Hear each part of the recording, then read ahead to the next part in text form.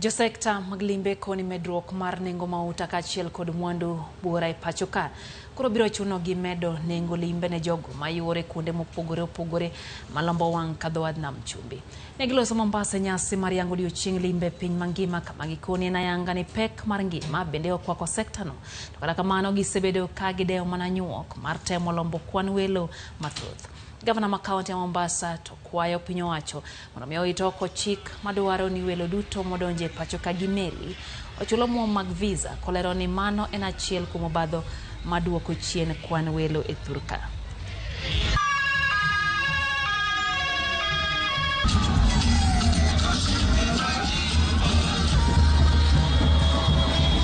Tuko na mheshimiwa Celeste.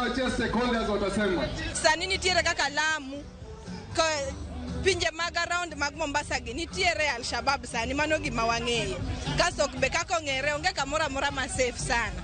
Koro mednwa security. Wan gigo mang'eng ma wan go ka mila mawa machon, wan gigo ma wanyalo tigo kaka cathedrals mondo wakel gi mondo gi rwak welo mang'eng mondo yuto mar rwako oganda mondo medre. Our ask from the national government is one, remove the issue of visa issuance for every cruise ship that is able to dock in Mombasa.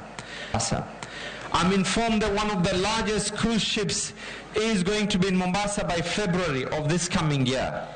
When you have 4,000 people who have spending money and they're going to be in Mombasa over a short period of time, that is going to be a boost to the county of Mombasa and the country in general.